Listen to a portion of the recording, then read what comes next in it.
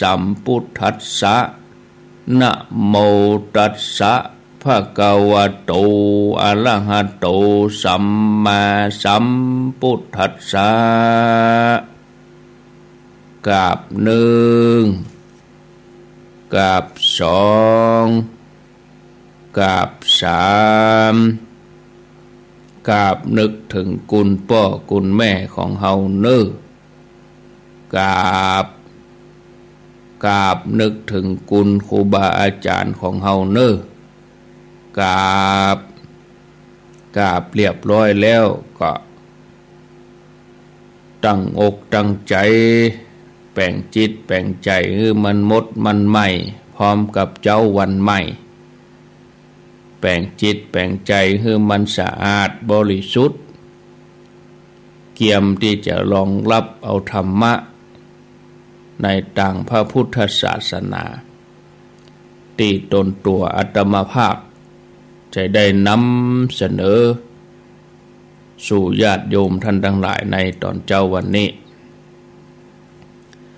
ท่านผู้ฟังญาติโยมท่านทั้งหลายกู้ครั้งที่เฮาสวดมนต์ทำวัดเจ้าเปิดห้องว่าสาธยายธรรมบทธรรมวัดเจ้าเกี่ยวกับความจริงข้อหนึ่งที่เฮาคุ้นหูคนที่เคยอ่านหนังสือก็คุ้นตาแล้วสิ่งที่พระองค์ได้ตรัสรู้สิ่งที่พุทธองค์ทรงหูนั่นก็คือหูทุกข์ในอริยสัจสี่เปิ้นเลยเอาทุกข์มานำเป็นเบื้องต้นทุกข์นี่มีลักษณะหลายอย่างทุกข์เกิดจากความแก่ทุกข์เกิดจากความเจ็บแล้วก็ทุกข์เกิดจากความตายการพลัดพรากจากสิ่งที่ฮักใครใดอันใดบ่ได้อันนั้นก็ทุกข์สิ่งหมู่นี้มันบ่มีไผพ้นบ่มีไผหนีต่อใดก็บ่พ้นเหมือนบทสวดมนต์ที่ว่าเฮามีความแก่เป็นธรรมดาเฮาจะล่วงพ้นความแก่ไปบ่ได้เฮามีความเจ็บเป็นธรรมดาเฮาจะล่วงพ้นความเจ็บไปบ่ได้เฮามีความตายเป็นธรรมดาเฮาจะล่วงพ้นความตายไปบ่ได้เดือนกุมภานี่ก็ผ่านเฮาไปได้2 วันวันนี้วันที่3แล้วเดือนมกรา2562ก็จะบ่มีแฮมแล้วปีหน้าก็เป็นมกรา53ปีในก็มกรา54มันบ่มีแฮมแล้วมกรา62ปีหน้าก็63แล้วก็64มันก็เปลี่ยนไปอย่างนี้ท่านผู้ฟังอันนี้เป็นทุกข์แบบหนึ่งที่ว่าตะกี้ว่าทุกข์กับสังขารทุกข์กับสังขารศรัทธาญาติโยมห้องว่าทุกข์ของสังขารเป็นเรื่องของทุกข์กายทุกข์แห่งอย่างหนึ่งก็คือความบ่สบายกายความบ่สบายใจความคับแค้นใจอันนี้มันเป็นเรื่องใจแต่กี้ว่าแก่เจ็บตาย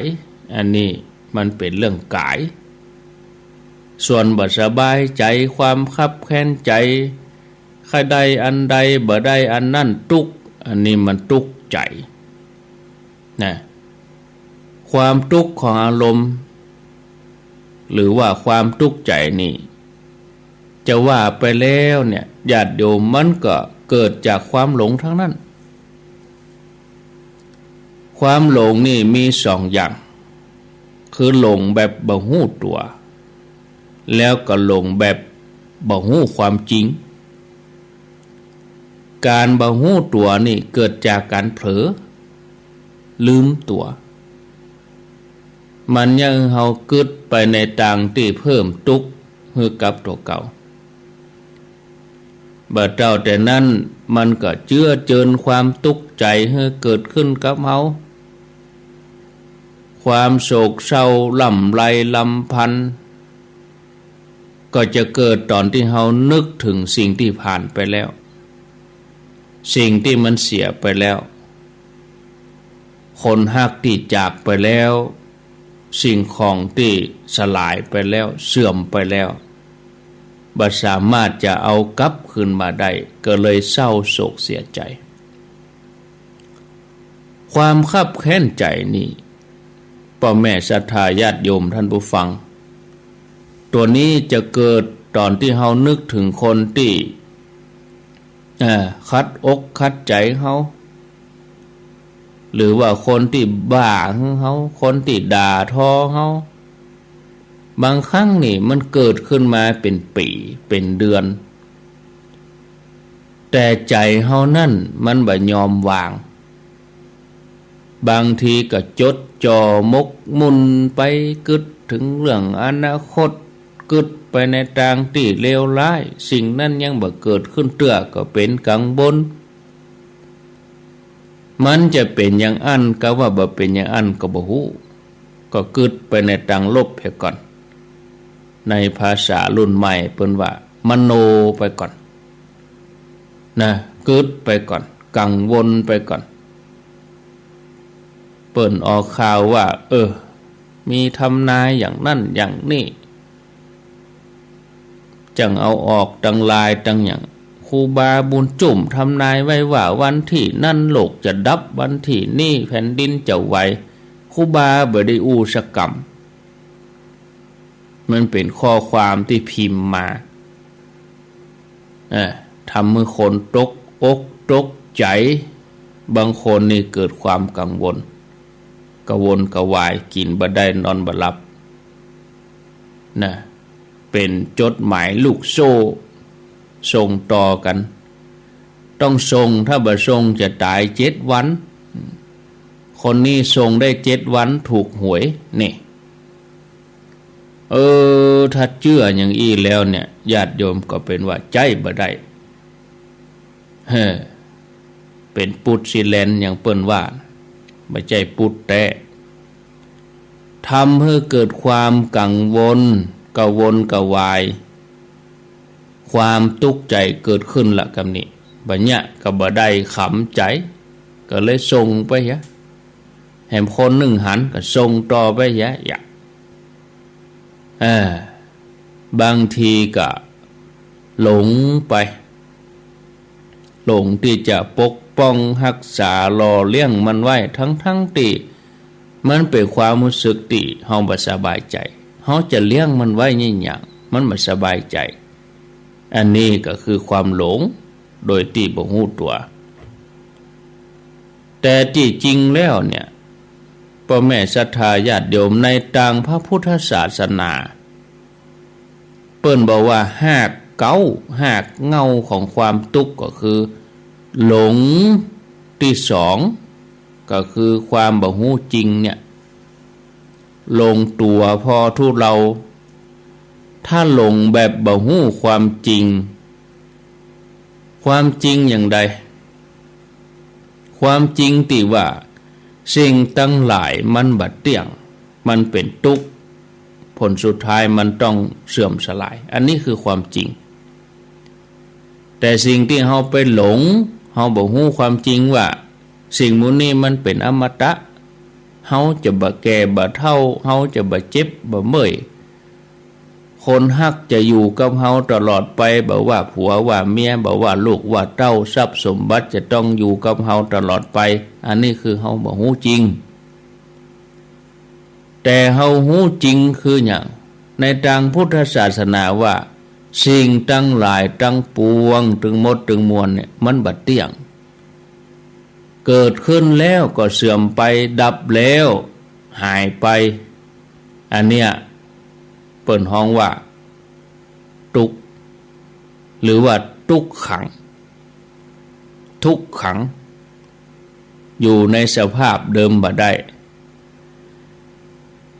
รวมไปจนถึงบ่มีอันยัง ที่สามารถเป็นตัวเป็นตนคือเปิ่นห้องว่าอนัตตาสรุปก็คือว่าสิ่งตึงมดตึงม้วนเนี่ยบอกว่าจะเป็นรูปเป็นน้ำหรือว่ารูปประธรรมน้ำประธรรมล้วนแล้วแต่ว่าบ่น่าไปยึดถือเพราะยึดถือบ่ได้อย่างอากาศเนี่ยเขากำมันได้ก็มันลอยไปเนี่ยเขาหายใจเข้าออกเขาวักมาเป็นกรรมไปกรรมมันบ่ควรไปยึดแล้วบ่ควรไปถือเพราะว่ามันเปลี่ยนแปลงไปตลอดเอาง่ายๆอย่างเขาอยู่ในโลกเนี่ยกระเดียวก็ร้อนกระเดียวก็ฝนกระเดียวก็หนาวมันเปลี่ยนแปลงไปร่างกายเขาก็อย่างเดียวกันมันต้องเปลี่ยนแปลงมันต้องเสื่อมผลสุดท้ายมันต้องดับไปแต่บอกกองเขาบ่ฮู้ความจริงข้อนี้เฮาทั้งหลายก็เลยมีความคิดมีความอยากส่วนต่างกับความเป็นจริงก็มาอ่านก็บางทีก็ฮับบ่ได้กับความเป็นจริงนี่นะก็คือไปยึดว่าร่างกายนี่ต้องหนุ่มต้องสาวตลอดจะต้องบ่แก่วันใดแก่เขาจะต้องทำบ่ให้มันแก่ทำทุกวิถีทางให้ร่างกายมันตั้งอยู่ได้บ่ให้มันแก่ให้มันหนุ่มมันสาวจะไปเนี่ยยังได้ก็ได้จะเสี่ยงกี่หมื่นกี่แสนก็ยอมจะต้องมีสุขภาพร่างกายแข็งแรงมีกำลังวังชาอย่างที่เปิ้นเอามาโฆษณาว่ากินแล้วหนุ่มกินแล้วจะแข็งแรงกินแล้วจะมีแฮงซื้อมากินเฮาเข้าใจว่าเฮาจะต้องบ่เจ็บบ่ป่วยทั้งที่เฮาควรจะพอคนเฮาที่บ่แก่บ่ป่วยนั้นมันบ่มีมันต้องมีเหมือนอย่างพระพุทธเจ้าตอนที่เปิ้นเป็นเจ้าชายสิทธัตถะตอนที่อยู่ในวังเปิ้นก็บ่ฮู้ว่ามันมีคนแก่คนเจ็บหมู่เนี่ยแต่เมื่อเปิ้นออกจากวังแล้วเปิ้นก็มาหั่นคนแก่คนเจ็บหั่นคนตายใหม่ๆนี่ก็หลังจากหั่นแล้วก็ปิกเข้าวังก็เอาไปกึดอายุจนถึงขนาดนี้เฮาบ่เคยหั่นหรอกเพราะว่าพระเจ้าสุโธทนะสั่งให้เก็บไว้บ่ให้เอามาเพ่นพ่านบ่ให้เจ้าชายได้หั่นคนแก่คนเจ็บหมู่นี้เลยหลงกึดว่ามันบ่มีในโลกเนี่ยคนแก่คนเจ็บเมื่อได้หั่นก็สลดใจว่าสุดท้ายเฮาเองต้องเป็นอย่างนั้นนะบางทีใจมันบ่ยอมรับเพราะหลงยึดเอาไว้ยึดไว้ว่าอันอย่างที่ได้มาแล้วก็จะบ่เสื่อมสูญไปมีของฮักมีของถูกใจแล้วก็เข้าไปยึดมันอยู่เพื่อมันอยู่กับเฮาเมินชั่วฟ้าดินสลายแต่ความปรารถนามูนี้มันขัดแย้งกับความเป็นจริงในต่างพระพุทธศาสนาเอาอย่างง่ายๆอย่างวันเนี่ยแต่ว่าเฮาว่าสวัสดีกันยามเจ้าวันนี้ว่าหำมะยินดีต้อนรับสวัสดียามเจ้าแล้ววันนี้ก็จะเก่าสำหรับวันพุธปีแล้วก็เก่าสำหรับปีนี้เดือนแล้วก็เก่าสำหรับเดือนนี้เพราะเดือนนี้เป็นเดือนใหม่อันนี้คือความเป็นจริงนะ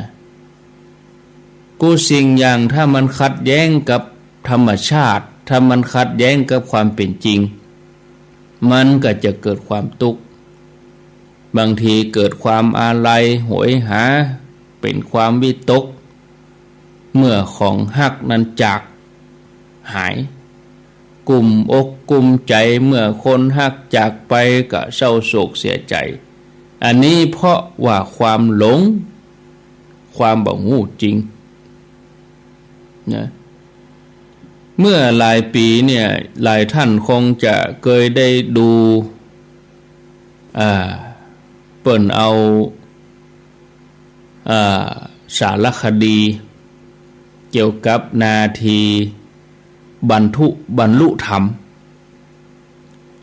หนังสือก็ว่าเป็นอย่างเป็นคลิปวิดีโอกะ5 นาทีบรรลุธรรมเนื้อหาในตัววิดีโอเนื้อหาในตัวเรื่องนี้ก็เกี่ยวกับปอดใจคนหนึ่งที่ไปหลงฮักแม่หญิงก็หลงฮักปอดใจคนนี้หมายมั่นว่าจะแต่งงานกันแต่แล้ววันหนึ่งแม่หญิงก็ทิ้งปอดใจละปอดใจหนุ่มคนนี้ก็เศร้าโศกเสียใจสุดท้ายก็ตัดสินใจบวชอันนี้บวชเพราะอกหักเนาะช่วงที่กำลังขูดหัวนี่ก็ถามหลวงพ่อว่าเนี่ยอย่างคนหักถึงทิ้งกันไปจะใดสุดท้ายต้องจากกันไปเป็นเพราะกรรมอันยังทำกรรมอันยังไว้หลวงพ่อไม่ได้ตอบตรงๆแต่บอกคือปล่อยใจหนุ่มคนนี้บอกว่าลองมืนตาลืมตาสัก5 นาทีโดยที่บ่ต้องกระพริบตาเลยมืนไว้หั่นบ่ต้องกระพริบตาห้ามกระพริบแม้แต่ครั้งเดียววินาทีเดียวก็ห้ามลองทำดูว่าเป็นอย่างไรพอใจหนุ่มคนนี้ก็ลองดูมืนตาอยู่หั่น5 นาทีโอ้รู้สึกว่ามันยากบอกกองฝืนบักกระพริบตาสักกำน้ำตาก็ไหลเมื่อเฮาบักกระพริบตาเนี่ย 2-3 นาทีนี่ตามันเริ่มแดงกระเด็นน้ำตาไหล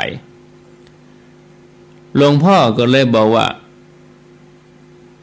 เมื่อมีลืมตาสุดท้ายก็ต้องมีลับตานะถ้าปฏิเสธหรือว่าคัดขืนบ่ยอมกับพริบตาก็จะเกิดความทุกข์ขึ้นมาเสร็จแล้วหลวงพ่อก็สรุปว่าสรรพสิ่งนั้นมันบัดเที่ยงเกิดมาแล้วก็ดับไปโดยที่เอาตาเนี่ยเป็นธรรมะเฮาจะว่าตัวเฮาจะจีรังยั่งยืนจะมีอายุยืนก็คือเหมือนเฮามื้นตาตลอดเนี่ยมันมื้นตาตลอดบ่ได้ผลสุดท้ายต้องหลับตาคนฮักก็เหมือนเดียวกันความฮักก็เหมือนเดียวกันมันก็เหมือนเดียวกันกับสิ่งต่างๆทุกสิ่งอย่างในโลกนี้ตึงมีชีวิตแล้วก็บ่มีชีวิตล้วนบัดเที่ยงเนาะมันบัดเที่ยงถ้าเฮาไปยึดมั่นถือมั่นมันบัดเที่ยงแต่เฮาพยายามจะให้มันเที่ยงมันก็เหมือนกับการพยายามมืนตาตลอดแล้วก็ประภาพตาก็จะเกิดความทุกข์ขึ้นมาเพราะเป็นธรรมชาติของตาที่มันต้องกระพริบลมหายใจเฮาก็อย่างเดียวกันญาติโยมเฮาลองหายใจเข้าแล้วบ่ออกก็เกิดความอึดอัดกัดอกกระวนกระวายถ้าหยะไปเมินไปก็จะเกิดผลเสียต่อร่างกายดีบ่ดีกั้นลมหายใจก็อาจตายขาดอากาศตายเนี่ยกุสิ่งเนี่ยญาติโยมท่านผู้ฟังมีความเปลี่ยนแปลงอยู่ตลอดเปลี่ยนแปลงทุกขณะแม้กระทั่งเฮาหลับความเปลี่ยนแปลงก็เกิดโลกมันก็เปลี่ยนแปลงทุกสิ่งอย่างเปลี่ยนแปลงหมดก็เหมือนเฮาที่เฮานั่งกันอยู่เนี่ยบางคนอาจจะนอนแต่อาตมานั่งแต่โยมอาจจะนอนเมื่อเฮานอนฟังธรรมฟังวิทยุกันอยู่เนี่ยมันจะนอนท่าเดียวเมินนี่มันก็เป็นไปบ่ได้เนาะก็เดี๋ยวก็ขยับปิ้นซ้ายปิ้นขวานั่งก็เดี๋ยวก็ขยับสักกรรมก็ต้องขยับนะถ้าเฮาฝืนบ่ขยับก็เดี๋ยวก็ปวดก็เดี๋ยวก็เจ็บเนี่ย ยิ่งฝืนก็ยิ่งปวดเมื่อปวดก็เป็นทุกข์อย่างเราต้องขยับต้องเปลี่ยนอิริยาบถแต่ถ้าเราต้องการจะตึงร่างกายให้มันอยู่ท่าเนี้ยให้มันนอนอยู่เนี้ยนอนท่าเดียวคนไข้ที่นอนเนี่ยบางทีเพื่อก็ต้องพลิกตัวนอนตะแคงพ่องนอนหงายพ่องตะแคงซ้ายตะแคงขวาลุกนั่งพ่องไอ้เนี่ยแต่ถ้าฝืนอยู่ท่าเดิมมันแหล่งเมินกับแหล่งตุกมันก็เนี่ยมันบอกเขาว่าร่างกายนี้ญาติโยมมันเป็นอนิจจังมันบัดเที่ยงแต่ถ้าเราปฏิเสธความเป็นอนิจจังเราทั้งหลายก็จะเกิดทุกข์หนักขึ้นเกิดความคับแค้นเกิดความเครียดเกิดความอาลัยอาวรณ์อันเนี้ยญาติโยมเป็นหากเป็นเงาแห่งความทุกข์ที่มนุษย์เราต้องปะความทุกข์ที่เกิดจากความหลงก็คือบ่ฮู้ความจริงเนี่ยอย่างใดเราถึงจะฮู้ความจริงว่าทุกข์เพราะหลงสิ่งเดียวที่ทำให้เราฮู้ได้คือเราต้องมาเรียนรู้จากความทุกข์บ่ต้องไปเรียนรู้จากความสุขพระองค์ตรัสรู้เพราะพระองค์หนีสุขเข้าหาทุกข์ตอนที่เพื่อนเป็นเจ้าชายนี่ญาติโยมว่าสุขหรือว่าทุกข์สุขเนาะแต่มันสุขแบบโลกถึงเวลาบ่ต้องไปซ่อถึงมีคนเอามาคือกินนะปราสาทนี่อยู่ถึง3ฤดู3หลังร้อนอยู่นี่หนาวอยู่นี่ฝนอยู่นี่ถึงเวลามีทุกสิ่งอย่างปรนเปรอนางฟ้อนนางลำบ่ฮือได้กันได้อยากแต่พระองค์หนีความสุขสบายเหล่านี้เพื่อจะปฏิบัติเพื่อจะหันชัดซึ่งความทุกข์เรียนรู้จากความทุกข์การเรียนรู้จากความทุกข์ถ้าเรียนจากหนังสือก็ว่าได้ยินญาตมาอีกก็ดีครูบาอาจารย์เทศสอนก็ดีมันก็เป็นความรู้เพียงแต่ว่าสักแต่ว่าหูผ่านหูแต่ถ้าเราเจอความทุกข์โดยตัวเองเนี่ยถ้าเรามีธรรมะเนี่ยเนาะญาติโยมทั้งหลายเราก็จะหันความจริงตราบใดที่เรายังบ่ได้ปฏิบัติบ่ได้ลงมือก็ยากที่เราจะหันความจริงยกตัวอย่างโยมคนหนึ่งเนาะชื่อโยมกอไก่เนาะ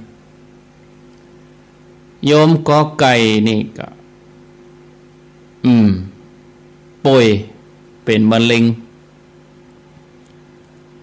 อายุก็สัก30ต้นเนี่ยโรคนี้เนี่ยบางทีเนี่ยเขาคิดว่ามันเกิดจะเกิดกับคนที่มีอายุนักแต่อันนี้หนุ่มอยู่อ่อน30ปลายทีแรกหมอก็บ่เชื่อว่ามันจะเป็นไปได้หมอคิดว่าสาเหตุที่ทำให้โยมนี่เป็นมะเร็งเนี่ยอาจจะมาจากเพราะว่าสูบบุหรี่ก็ดีเนาะแต่ว่าโยมนี่บ่เคยสูบบุหรี่นะโยมนี่เป็นคนที่กลัวความตายขนาดละครั้งแรกที่รู้ตัวเองว่าเป็นมะเร็งระยะที่รักษาบ่ค่อยได้ละอีนะอารมณ์ของโยมนี่เพิ่นก็เปลี่ยนแปลงแปรปรวนกลายเป็นคนขี้เกียจขี้โคตรไผเข้าใกล้บ่ได้นะไผเนี่ยยังบ่ถูกใจก็หมายความว่าต้องโมโหเข้าใส่ไผก็เลยบ่ใครไปพอไปดูแลแต่ผ่านไปปีหนึ่งโยมเปิ้นก็สามารถทำใจได้สงบนิ่งขึ้นเรื่อยมาถึงจุดหนึ่งโยมนี่เปิ้นก็พบว่ามะเร็ง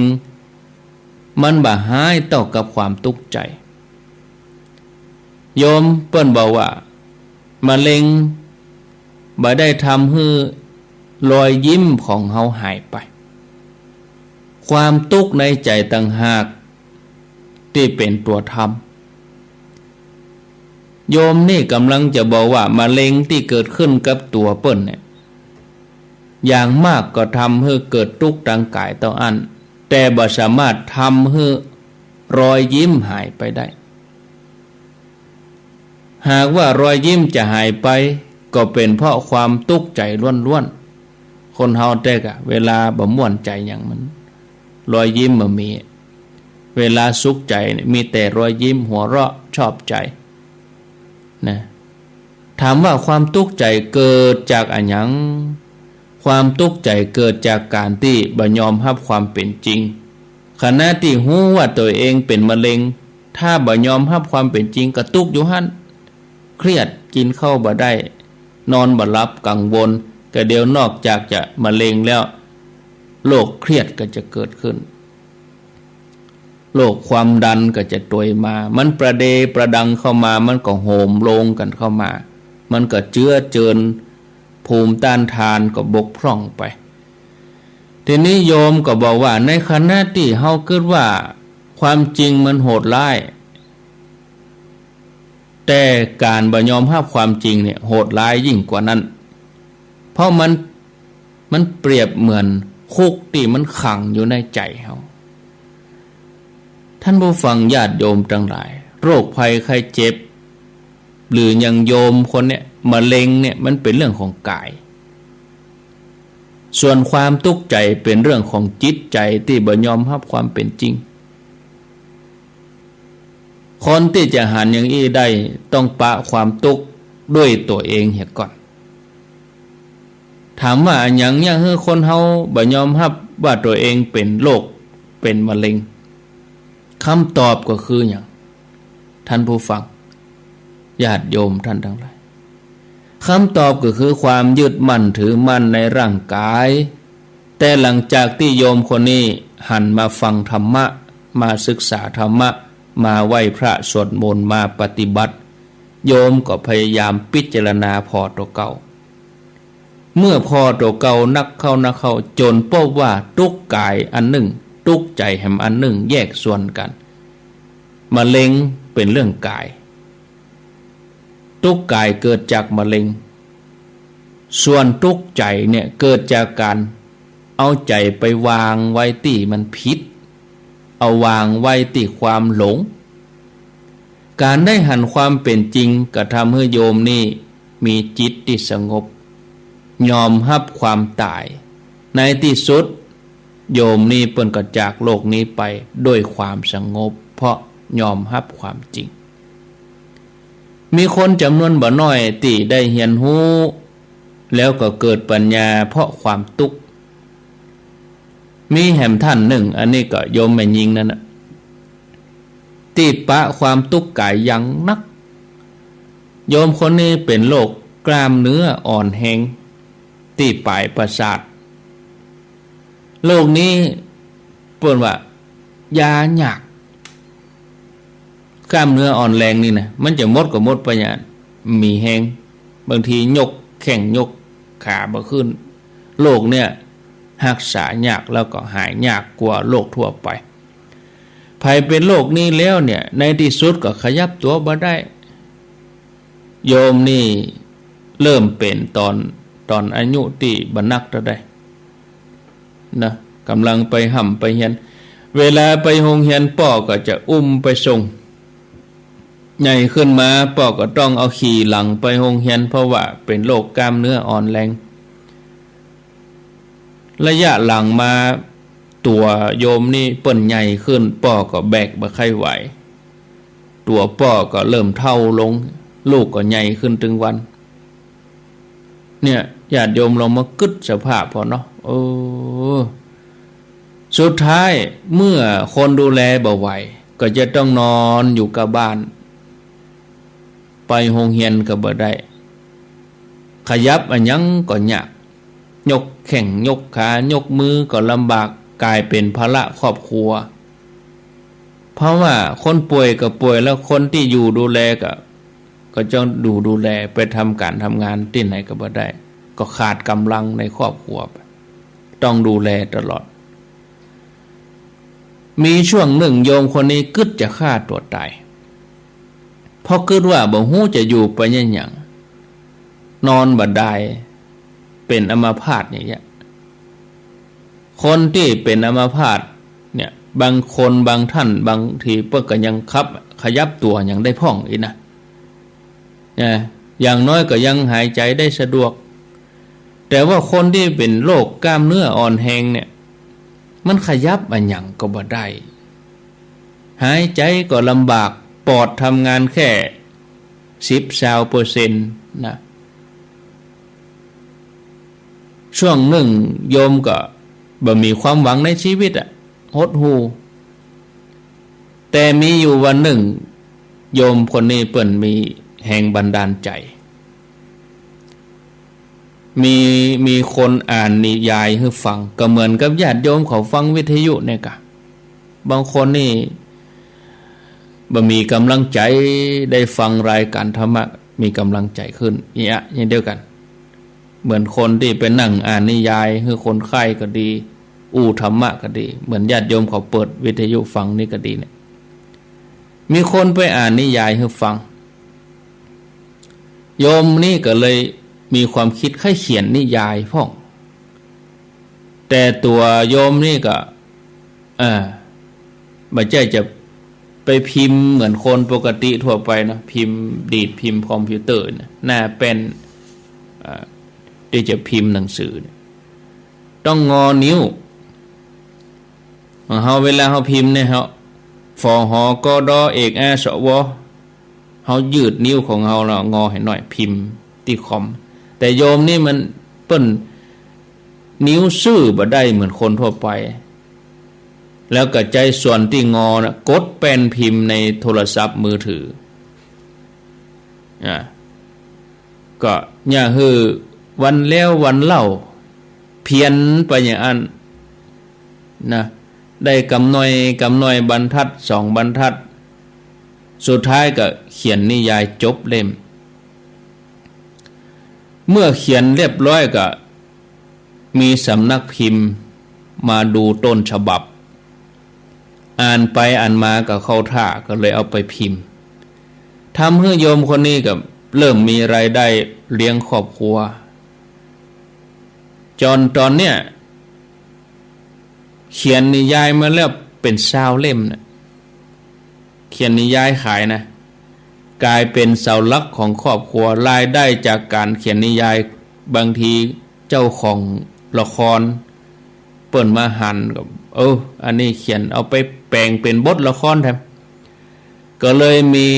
รายได้จุนเจือครอบครัวนะ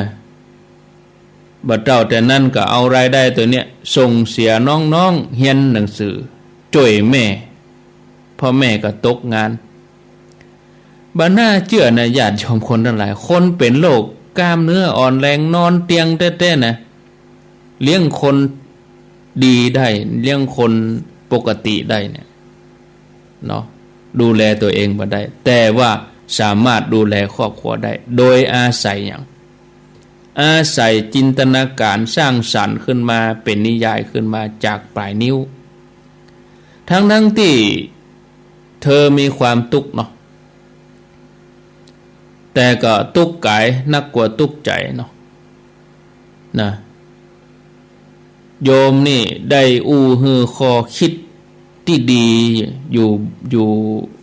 ประโยคหนึ่งศรัทธาญาติโยมประโยคนั้นว่าจะได้ประโยคนั้นบอกว่าความทุกข์ได้ฮืออันหยังเฮานักกว่าความสุขเสียอีกความสุขจะทำให้เฮาฟุ้งเฟ้อล่องลอยแต่การที่เฮามีความทุกข์จะช่วยให้เฮาพิจารณาตัวเองการที่เฮามีความทุกข์เฮาได้อยู่กับความเป็นจริงมันดีกว่าการล่องลอยถ้าเฮาพิจารณาดีๆเฮาจะพบว่าความทุกข์นั้นเนี่ยมันบ่ได้เกิดจากปัจจัยภายนอกมันเกิดจากใจของเฮาใจของเฮาที่เอาไปวางในที่ผิดใจหลงใจบ่หันความจริงใจก็เลยลืมตัวหลงจมอยู่กับความทุกข์ คนเฮาทุกข์เพราะอย่างทุกข์เพราะหลงน่ะ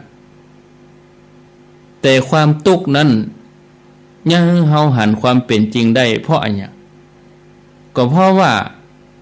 เฮามาพิจารณาความทุกข์เมื่อเฮาพิจารณาความทุกข์เฮาก็หันความเป็นจริงนะเป็นเพราะเหตุเนี้ยศรัทธาญาติโยมพระองค์ถึงได้ตรัสรู้ได้สอนเรื่องอริยสัจสี่พระองค์ทรงยกเอาทุกข์เป็นข้อแรกพระองค์ตรัสว่าทุกข์เป็นสิ่งที่จะต้องกำหนดให้หูรอบให้หูทั่วถึงพระองค์ทรงใจคำว่าความหูรอบหรือว่าปัญญาเนี่ยแต่คนทั้งหลายตั้งนอกประกอบห้องว่าปริญญาชนชั้นปริญญาได้รับปริญญาคือคนที่มีปัญญาแต่ว่าปัญญาดังธรรมนี่เปิ้นว่าความหูรอบหมายความว่าทุกเป็นสิ่งที่จะต้องพิจารณาให้รอบด้านก็จะยากให้เกิดปัญญาทำให้ออกจากทุกข์ได้แต่การที่เฮาจะหาความจริงอย่างรอบด้านเฮาก็จะต้องปะด้วยตัวเองเสียก่อนต้องผ่านถ้าบ่ผ่านขั้นเนี่ยญาติโยมทั้งหลายมันจะเขาจะขึ้นป.5 เขาก็ต้องผ่านป.4 เขาจะเข้าใจความจริงของชีวิตเขาจะมีความสุขเขาต้องผ่านความทุกข์เมื่อเขาผ่านทุกข์เขาพิจารณาทุกข์ปัญญาเขาก็จะเกิดคนเขาเมื่อเกิดทุกข์บางทีก็ไปหลงว่าเป็นผู้ที่ทุกข์แต่ถ้ามีสติจิตก็จะออกจากทุกข์มาเป็นผู้หันทุกข์บ่ใช่เป็นผู้ที่อยู่กับทุกข์บ่ใช่เป็นผู้ที่ทุกข์เองดีดขึ้นมาแยกออกมาเฮากลายเป็นผู้หันทุกข์พิจารณานั่งพอมันความทุกข์ที่พิจารณานั้นบ่ใช่ความทุกข์จากที่ไหนมันเป็นความทุกข์ที่เกิดจากความหลงนั้นเมื่อถ้าเฮาพิจารณาไข้ควรเฮาก็จะรู้ว่าเฮาทุกข์เพราะเฮาหลงบ่ใช่ทุกข์เพราะอากาศหนาวบ่ใช่ทุกข์เพราะอากาศร้อนบ่ใช่ทุกข์เพราะกรรมอู้ของคนอื่นบ่ใช่ทุกข์เพราะเกิดจากโรคร้ายโรคภัยไข้เจ็บแต่ทุกข์เกิดจากความบ่รู้จริงความบ่รู้ตัวท่านผู้ฟังญาติโยมทั้งหลายเมื่อเป็นอย่างนี้เฮาจะแยกจะได้เฮาก็จะต้องมันพิจารณาด้วยสติพิจารณาตัวเองพอร่างกายเฮาไปเรื่อยๆบ่ต้องไปพอนอกตัวนะพิจารณากายเฮาเนี่ยเฮาจะหันความจริงว่ากายใจมันบ่จีรังยั่งยืนตึงรูปตึงนามเกิดแล้วดับไปมีแล้วหายไปมีแล้วเสื่อมไปเพราะมันเป็นอนัตตาคือมันบ่ใจตัวใจตนเมื่อมีความทุกข์เกิดขึ้นลองใจทุกข์นั้นมาเป็นแบบฝึกหัดมาเป็นครูเสร็จแล้วเราก็จะได้ปัญญาจากการพิจารณาความทุกข์เริ่มจากการได้สติหูตันว่าความโศกความร่ำไรรำพันความไม่สบายกายความไม่สบายใจเกิดจากอะไร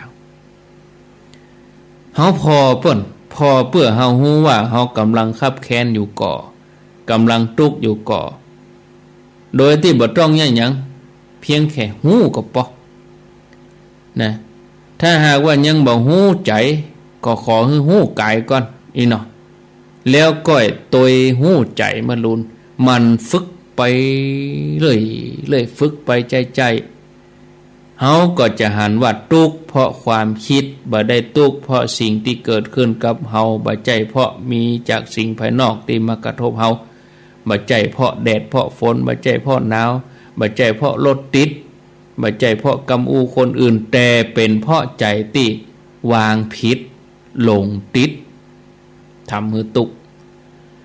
เห็นนี้ถ้าเฮาขึ้นอย่างนี้ได้เฮาก็จะพ้นจากความหลง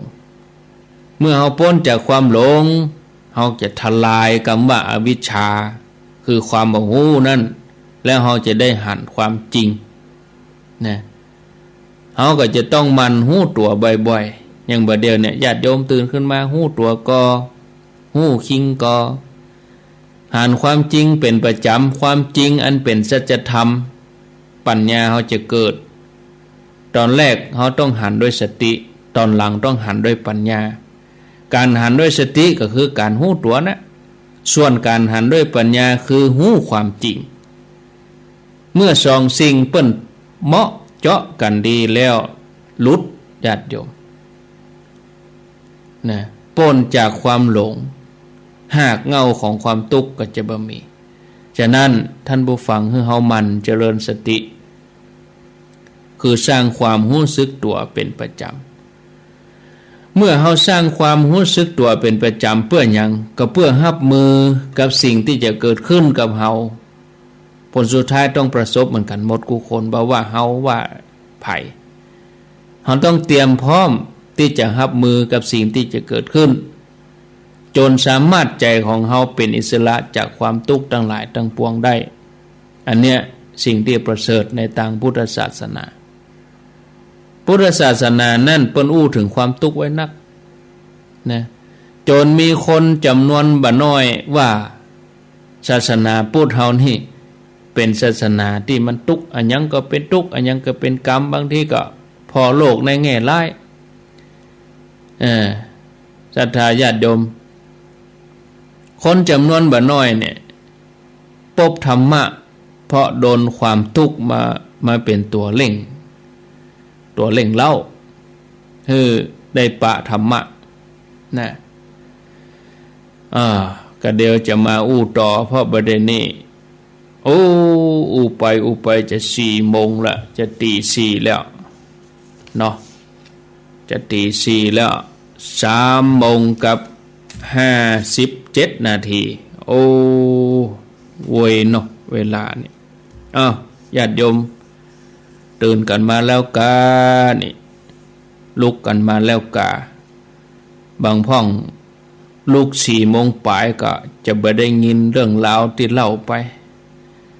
แต่ถ้าลุก4 โมงปลายก็เดี๋ยวก็ได้ยินแหมเรื่องหนึ่งอีเนาะก็เดี๋ยวจะมาอู้ให้ฟังแหมเรื่องหนึ่งเนอะแต่ก็ยังอยู่ในกรอบของหลักธรรมคำสอนในทางพุทธศาสนานะอาตมาภาพก็จะมาพบปะศรัทธาญาติโยมท่านทั้งหลายเป็นประจำตี 3 ถึงตี 5ก็จากวันนี้ไปแหม1 อาทิตย์เสร็จแล้วก็แหมอาทิตย์หน้าก็จะเป็นตุลุงยองเปลี่ยนกันไปแล้วแหมรอบ1อาตมาก็จะเหลือ3 วัน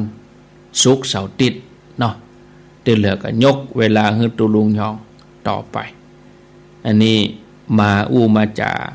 กับศรัทธาญาติโยมฮือได้หูจักมักเกยกันเนาะเสร็จแล้วเวลาช่วงของอาตมาภาพก็ตึงมีอยู่แล้วจันทร์ถึงศุกร์อันนั้นมีอยู่แล้ววันละ1 ชั่วโมงมีอยู่แล้ววันจันทร์วันการก็บ่าย 3 ถึง 4 โมงแรงวันพุธวันพฤหัสก็บ่าย 3 โมงถึง 5 โมงแรงวันศุกร์ก็4 โมงถึง 5 โมงแรงอันนี้ที่สถานีเขาเนี่ยคลื่น FM 96เนี่ยส่วน91ก็มีตลอดกูเจ้า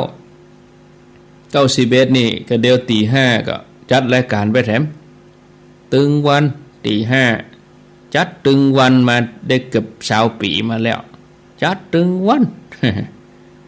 บ่เว้นวันหยุดราชการเว้นแต่เมื่อยกับไฟดับอินเทอร์เน็ตบ่ดีเท่านั้นถ้าบ่มี3อย่างนี้จัดตลอดนะที่ FM 91นี่ที่คลื่นสีขาวนี่นะตี 5ถึงวันแต่ญาติโยมเขาอยู่ไกลนี่บ่ได้ยินมันจะตึกแต่หมู่เนี่ยแม่วางสันปะตองนะถ้าใครได้ยินก็ฟังทางเว็บไซต์ฟังทางแอปwww.doilawradio.com มันเป็นยังไง www นี่ก็พิมพ์ไปวิทยุดอยหล่อมันถึงออกมาโลพิมพ์เขาหั่นอันนี้ช่วงสายเมื่อคืนก็มีนะเมื่อคืนนี่ก็ญาติโยมในเวียงได้ยินอยู่ตั้งแต่ทุ่มเกิงไปก็อันนั้นไหลไปที่ 89.5 บ้านทุ่งเรดิโอวันการกับวันพุธนี่เมื่อคืนทุ่มเกิงถึง4 ทุ่มนี่นะถ้าใครได้ฟังกันอันนี้เจิญเนาะสะเตือกก็จะตัวติดตามรายการไปก็สะเตือกมันจังจะฟังอะไรอย่างที่ไหน ก็ไหลมาอันนี้แจ้งท่านผู้ฟังทั้งหลายเนาะก็เดี๋ยวลองฟังญาติโยมพอก่อนว่าจะลุกมาแล้วกำลุกเตือฟังแล้วเป็นอย่างใดเนาะญาติโยมที่91ก็โยกย้ายไปตอนตี 5ปุ่นก่อนเด้อเพราะว่า5 โมงปลายปุ่นอาตมาก็ถึงจะเข้ารายการที่91นี่อยู่แต่ช่วงนี้ขอญาติโยมที่เปิ้นฟัง FM 96นี่เปิ้นได้โทรมาก่อนเนื่องจากว่าทางเจ้าหน้าที่ฝ่ายเทคนิคก็ดีอาตมาภาพก็ดีจะได้มีข้อมูลว่ากลุ่มผู้ฟังในช่วงเนี้ยจะเป็นกลุ่มวัยใดญาติโยมอยู่โซนไหนเอกะญาติโยมเมื่อเกียรติติดตามมาฟังแล้วก็ให้กำลังใจกันโทรศัพท์เข้ามาที่เบอร์นี้0998366322เอาหับสายก่อนเนาะเจริญปอนนมัสการเจ้าค่ะอันนี้โทรจากไหนในเวียงป่าพร้าวในโยมชื่อหยังโอ้ยจำไม่ได้จำว่าแม่เรนูก็แต่งถามไปอันนะกะแนะนำตัวเองพ้องแม่เรนูก้อนแก้วแม่ตื่นพร้อมท่านมาพอดีวิทยุมันอยู่ข้างหูนี่แหละตื่นปุ๊บก็เปิดตอนคืนตื่นก็ได้ยินนะจะฟังตื่นก็ได้ยินนะได้ยินตอนสวดเบิกก่อได้ยินช่วงท่านบอกพอดีจับพอดีเนาะตี 3 กว่าน้อยๆเนี่ยดีแล้วโอ้บางวันก็บ่ตื่นมันเป็นหยังแล้วแต่โอกาสเนาะเรามันเก้าแล้วจะรู้ไม่รู้จะแน่ใดก็มันตื่นก็ตื่นมันไม่ตื่นก็แล้วไปมันตื่นก็ได้ยินนะอันกะประเดี๋ยวนี้โยมโอ้จะ90แล้วไม่ไหวแล้วอยู่ดีมีสุขสาธุแม่เรนู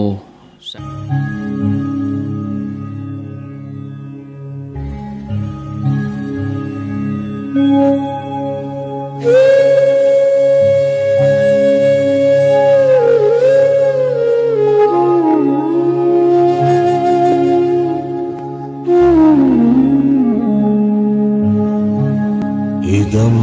खोपनभिक्खवे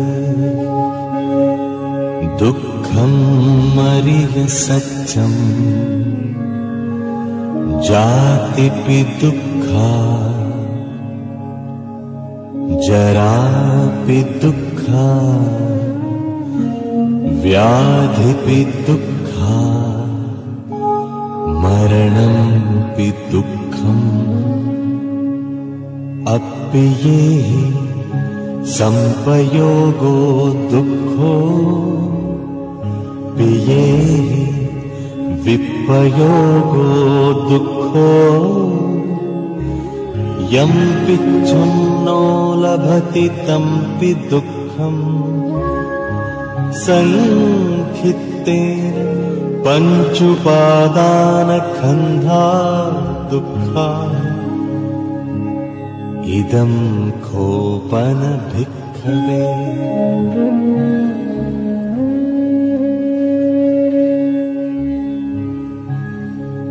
इदं खोपनभिक्खवे दुःखसमुदयं यम् अरियसत्यं यायं तण्हा पूर्णोद्भविका नन्दिरागसहगता तत्र तत्राभिनन्दिनी सेयद्धीनं कामतण्हा भवतण्हा विभवतण्हा इदं खोपनभिक्खवे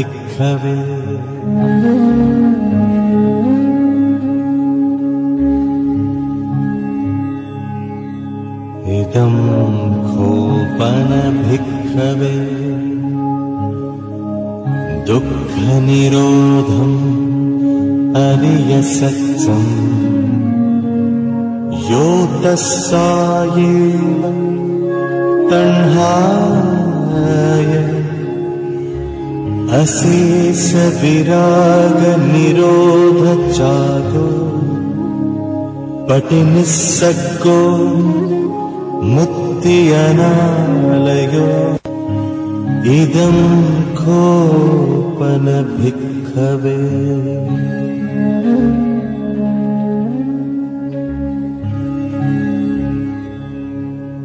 इदं खोपन भिक्खवे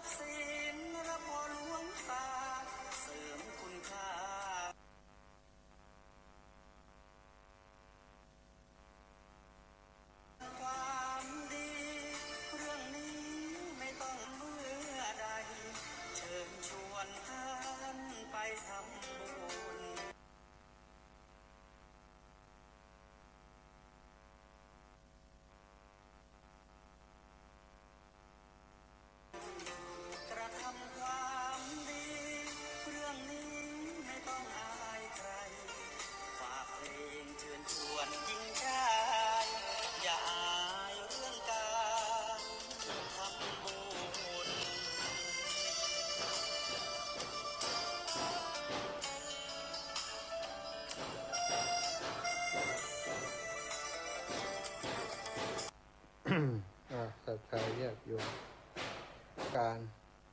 น้อมเอาคุณพระพุทธเจ้าคุณพระธรรมเจ้าคุณพระสังฆเจ้าคุณพระอรหันตเจ้าอริยสงฆ์เจ้าจุตนจุองค์ได้เมตตาแผ่ปรมีมาเป็นนวโลกุตรธรรมปกเก่าเกษาปกห่มรักษาครูบาอาจารย์พระมหาเถระพระเถรานุเถระเพื่อนสหธรรมิกสหพรหมจารีทุกรูปทุกองค์ปกห่มรักษาศรัทธาสาธุชนคนดีทุกคนทุกท่านเจริญพรท่าน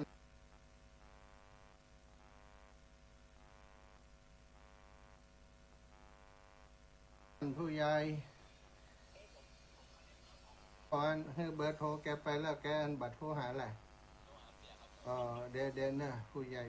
โอเคเดี๋ยวหาดูกรรมผู้ใหญ่วินัยผู้ใหญ่วินัยเดี๋ยวแป๊บหนึ่งนะ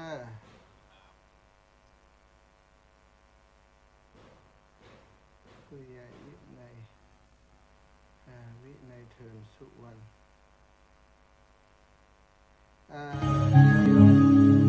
เดี๋ยวจะแจ้งไปหาแกให้แกโทรกลับดีกว่าเพราะอาจารย์ติดต่อแก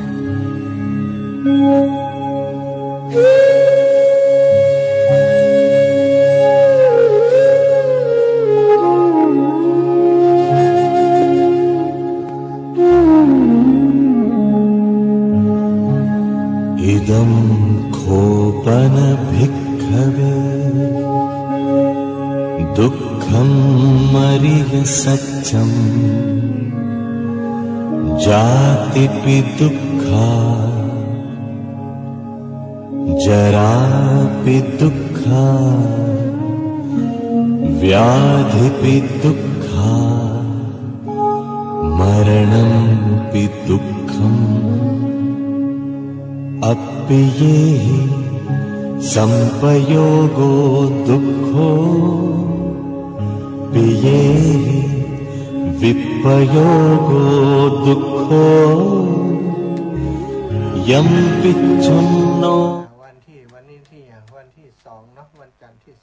2เดือนกุมภาพันธ์2569ท่านผู้ใหญ่ติดต่อไปหาผู้ใหญ่มิ้นกำติดต่อตอนนี้เลยนะจ้ะแกรออยู่จ้ะสาธุครับสัตย์เรียบร้อยนะขอสุมาภัยเนอะ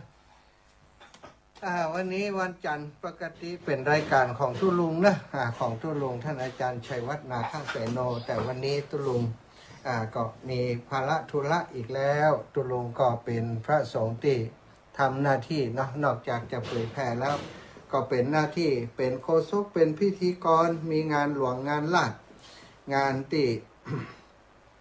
ต้องการการประชาสัมพันธ์นะต้องการการชี้แจงการบอกบุญต่างๆก็มักจะใช้ตุลุง ในพื้นที่ป่าซางบ้านห้องดอยหล่อจอมตองสันป่าตองแถวนี้เนาะส่วนใหญ่ก็จะเป็นตุลุงท่านอาจารย์ชัยวัฒน์นาคเสโนไปเป็นโฆษกไปเป็นพิธีกรให้กับงานต่างๆวันนี้ก็เช่นเดียวกันรู้สึกว่าจะเป็นงานที่วัดฟ้าหลังเนาะที่อำเภอดอยหล่อก็เลยมาได้เข้ารายการท่านอาจารย์ใหญ่พระครูอภิวัฒนวิกรมได้เมตตามอบหมายให้อาตมาเข้ารายการตั้งแต่15 นาฬิกาเนาะจนถึง17แต่ว่า 15 นาฬิกาอยู่บนหลังคาอยู่ซะนะท่านอาจารย์โทรมาโอ้อาจารย์นั้นอยู่หลังคาอยู่ท่านอาจารย์ว่าอันเป็นยังบ่สะดวกก็เดี๋ยวจะเอาเทปใส่ก่อนท่านอาจารย์ก็ติดงานเหมือนกันซะนะตะกี้เพิ่นก็เลยที่เปิดออกอากาศไว้ก่อนออกอากาศเนาะส่วนตอนนี้มาแล้ว14 นาฬิกาอาตมาภาพได้มาตอนนี้อย่างปล้ำบะเหลือนี่โทรศัพท์นี่ลูกจะหมุนเวินเห็นแล้วเนาะมีปัญหาเรื่องสัญญาณอินเทอร์เน็ตนะสัตว์ สัญญาณอินเทอร์เน็ตช่วงนี้มีปัญหาเนาะไฟไหม้ไตลามแล้วก็มัน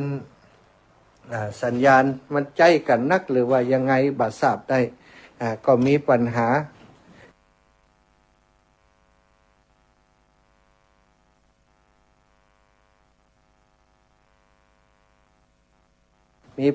เรื่องความบัดเสถียรเดี๋ยวก็ขาดไปเดี๋ยวก็เข้ามาเองนะ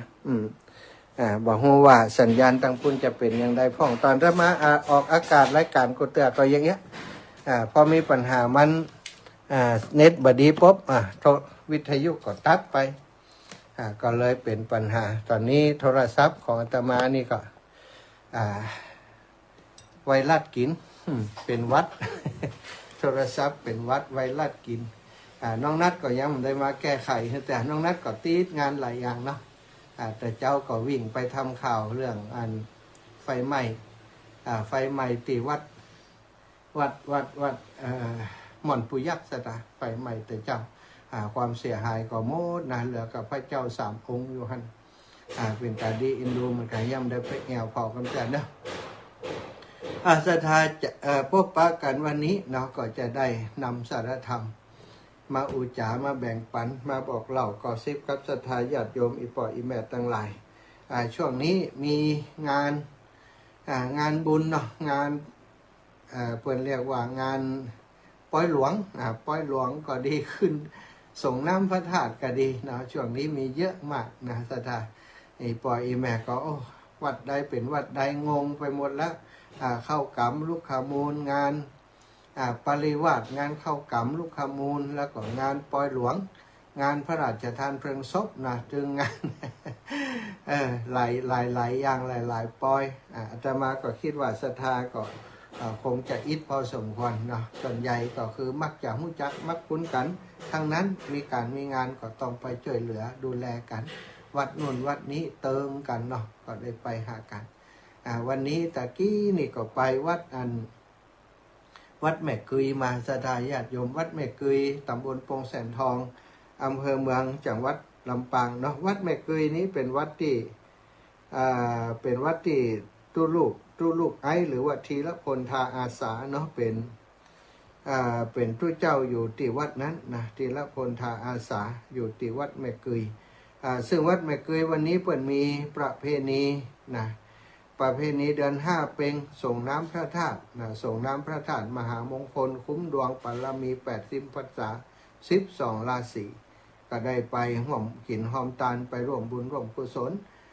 กับครูบาอาจารย์เปิ้นนะแล้วก็ค่ำนี้แรงนี้นะที่วัดแม่กุยศรัทธาอีปออีแม่พี่น้องลำปางของเฮานะเรียนเชิญเจริญพรมีบุญใหญ่ให้เฮาได้เอาบุญกับเปิ้นกูเตอร์บันแน่ใจว่าทุกลูกไอ้ได้แจ้งให้ศรัทธาญาติโยมได้รับทราบไปพ่องระยังได้ประชาสัมพันธ์ระยะอาตมาภาพบ่ได้เอกสารประชาสัมพันธ์เพิ่งก็หาแต่เจ้าไปก็ถามว่าเปิ้นจะมีรอบ่ได้รอพระบ่ได้เปิ้นก็ส่งกำหนดการรายการมาเนาะจะมีพิธีรอหลวงพ่อสิริสุวรรณวิจัยองค์จำลองนะในวันที่ณวัดแม่เกยโป่งแสนทองอำเภอเมืองจังหวัดลำปางศรัทธาญาติโยมขอเชิญร่วมทำบุญบูชาแผ่นเงินแผ่นทองแผ่นนาคทองแผ่นละ199 บาทเงินแผ่นละ199 บาทนาคแผ่นละ199 บาททองนาคเงินเนาะแผ่นละ199 บาทหมดเนาะทั้งหมดครบชุด599เงินบริสุทธิ์น้ำหนัก1 บาทแผ่นละ 1,499 เอาใครจะเป็นเจ้าภาพส่วนใดก็สามารถเป็นเจ้าภาพด้วยกันได้เนาะกำหนดการในงานนี้นะวันที่2วันนี้นะ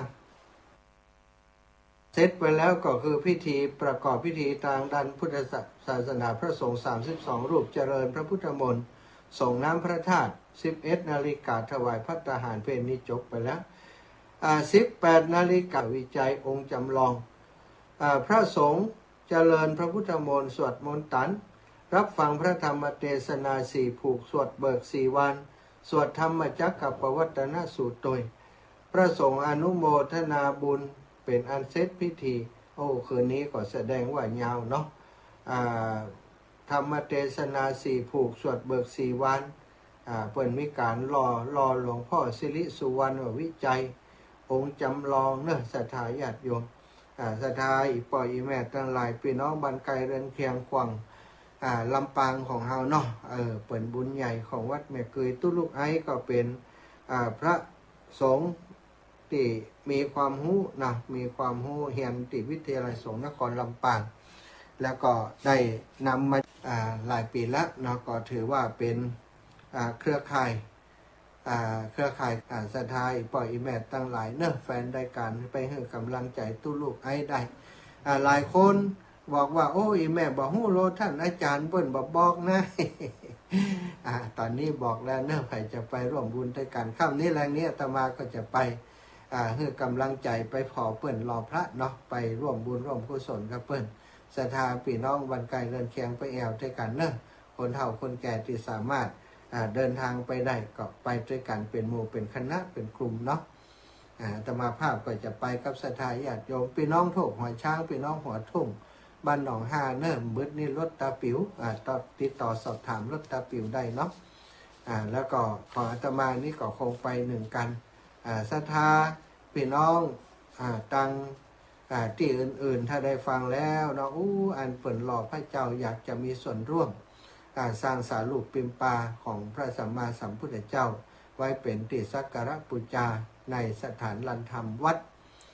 แม่เกยของเฮาเนาะประดิษฐานไว้ที่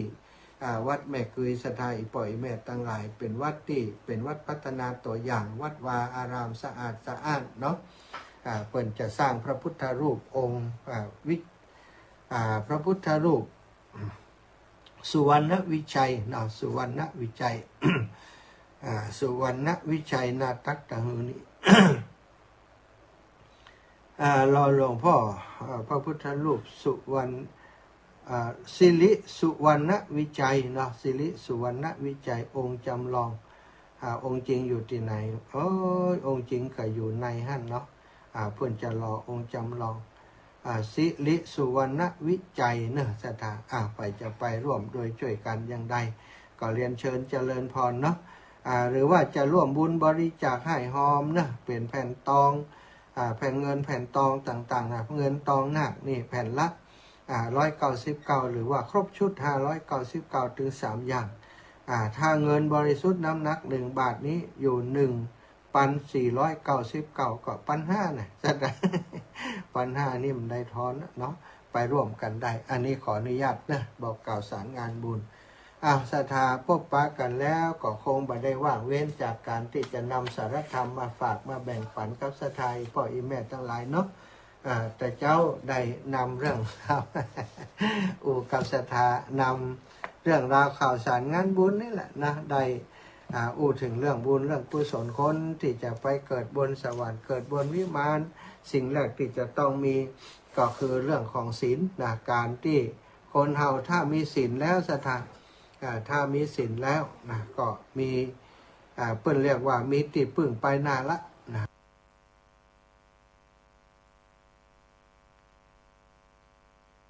มีศีลโยกเรื่องคนอนาถาทุกขตะบ่มีเงินทำบุญเป็นคนอนาถาว่าอย่างได้เนาะจากองค์สังฆเจ้า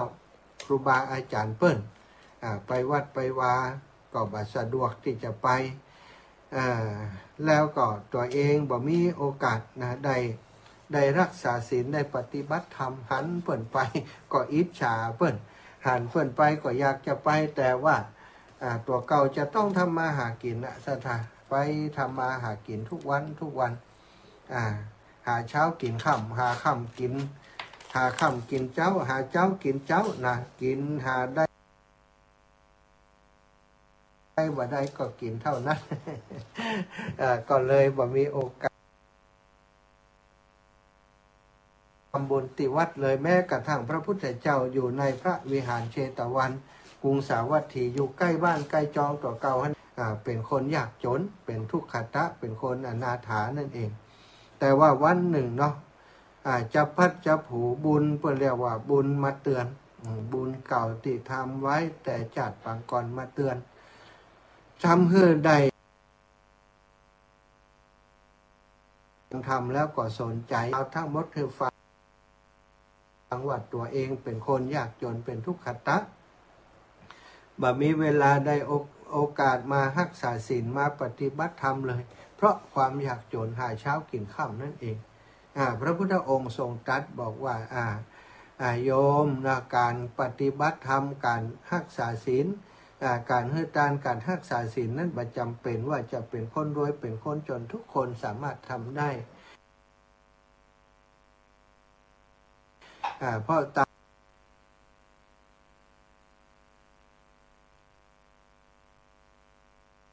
สากลบ่มีไผที่อาจจะเป็นเจ้าของทุกคนมีสิทธิ์จะกระทำทั้งบอกว่าการรักษาศีลนั้นบ่จำเป็นต้องมีเงินมีทองเพียงแต่เฮารักษาความเป็นปกติบ่เบียดเบียนไผบ่ลักเอาของไผได้มาอย่างยุติธรรมอย่างมาอย่างซื่อสัตย์ทุกวันนี้โยมก็หากินด้วยความบริสุทธิ์รับจ้างอ้างบ่ายมาถ้าโยมมีศีลก็คือสมาทานศีลรักษาศีลให้บริสุทธิ์จะยิ่งใหญ่ประเสริฐกว่าคนที่ร่ำรวยเป็นมหาเศรษฐีแต่บ่มีศีลนี้อันนี้น้ำฉันน้ำใช้ให้พระสงฆ์องค์สังฆเจ้าดูแลในการสร้างบุญสร้างอุปถากอุปถัมภ์พระสงฆ์องค์สังฆเจ้าหรือว่าแม้กระทั่งที่สาธารณประโยชน์เพียวพัดปัดกวาดทำให้สะอาดประโยชน์แก่คนทั่วไปอันนี้ก็ได้บุญแล้วเป็นใจการใจร่างกายเป็นตาลใจเรา